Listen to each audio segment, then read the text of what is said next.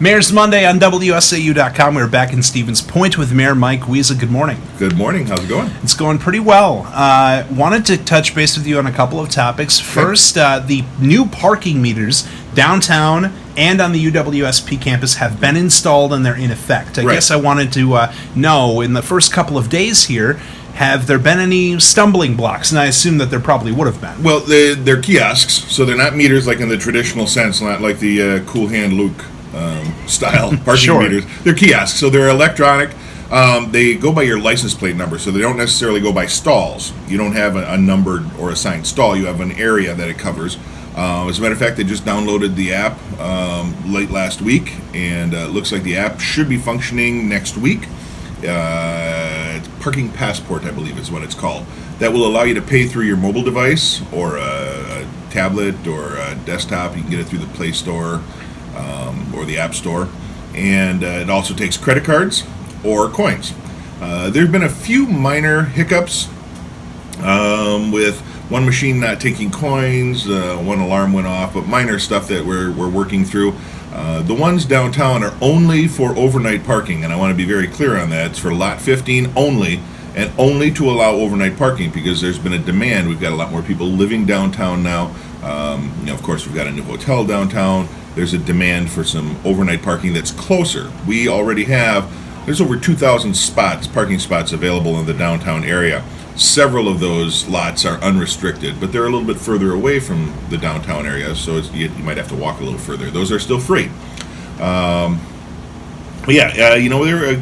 were a few hiccups and a few misconceptions regarding the kiosks, but they're installed and we'll keep moving along. So there was a little confusion at first. I mean, or was the word out there enough where especially students at UWSP were aware that they'd have to pay a little more to park? Well, actually, they're paying a little less to park because the university charges 75 cents an hour. The street parking is 50 cents an hour. Okay. However, prior to the installation of these parking on street, the maintenance of those spots were paid for by someone else. Okay. Through the taxpayer money. The process has been going on for several years. We've had the university involved in direct meetings with the parking study. We've been in constant communication with university administration. However, the student body does change sometimes semester to semester. Right. So, sure, a lot of people weren't aware of it because they just started school or they happened to miss all of the meetings, whatever it happened to be. But we've been working with Student Government Association to make sure we get the word out as best we can. Sure.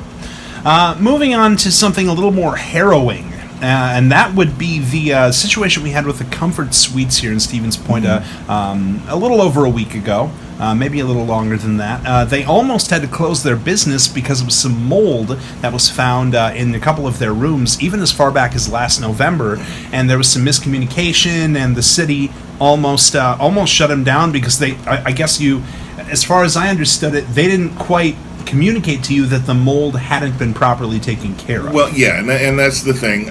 Everything's okay now, but yeah, because there was some issues there in regards to public safety.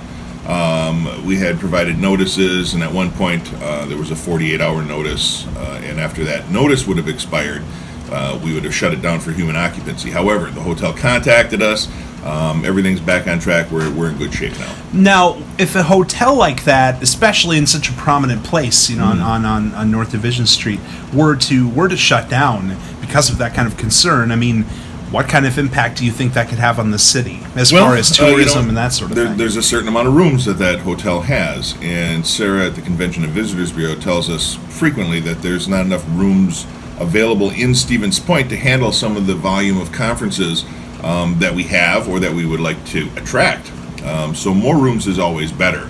But I know that other hotels were willing to step up and take some of those room reservations if they needed to. Of course, we've got the new Cobblestone Hotel downtown.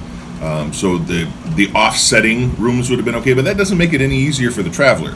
The traveler makes a reservation. They expect a room to be available for them when they get there. They don't expect to have to deal with shuffling of rooms. But we're all good. Everything's back to normal, and still moving ahead with that Sure. one too.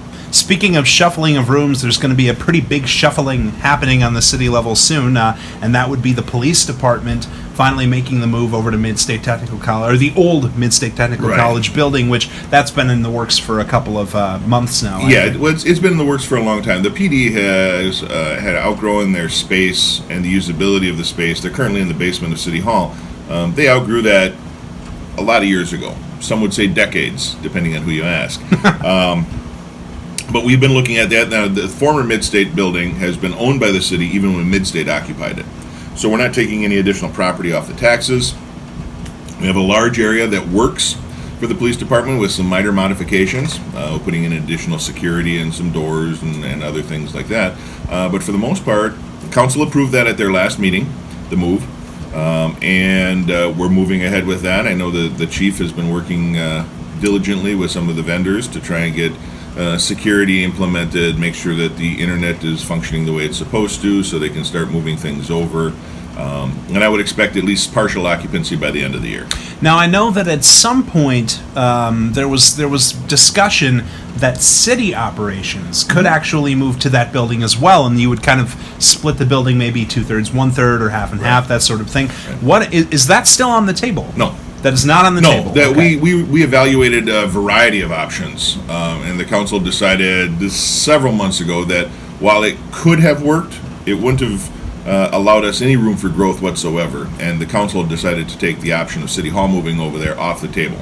As a matter of fact, just last month, they voted to choose the option of building new downtown, and we're still working on discussions in regards to that. Okay.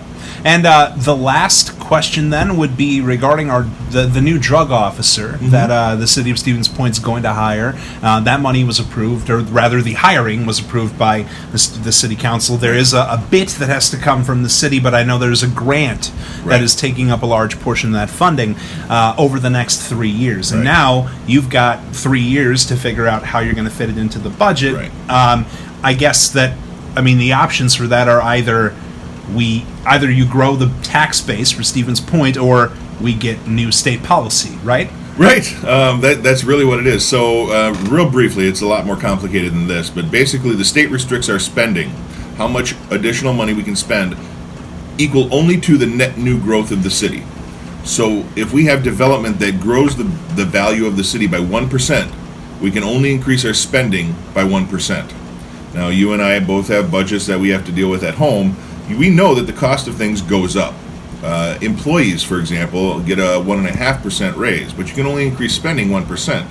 You're digging yourself a hole every year, and it's been in place for a very long time.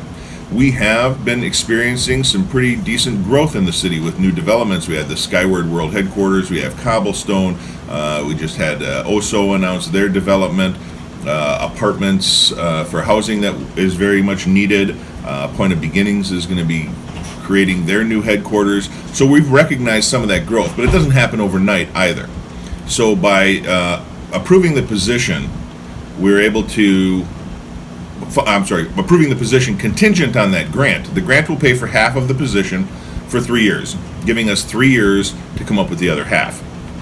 And I think we should do that. The growth has been strong enough where in 3 years we should be able to absorb that. Now, this isn't a new position. This is actually reestablishing a position that was cut years ago because of that restriction that the state had put on us. Budgets get tighter and tighter and tighter, and eventually something's got to give, so we start losing positions. We're in a position now where we can start refilling some of those needs. Every department could use more staffing. Absolutely. And we're working on it. I know that this past weekend you had a couple big events happening around the city. Anything coming up for the fall, October, November, that you want people to know about? Well, homecoming is just around the corner for UWSP. I know that's always a big event. Hopefully everybody has some patience and understanding, and it's a well-behaved event. But no, it's really exciting, the fact that we've got so much going on in the city now, and we're into fall. And the events are still happening every weekend. There's something else going on. So that's really, really cool to have all of those things going on in the city, even this late in the season. Absolutely. Well, thank you for your time. All right, thanks. Have a good day.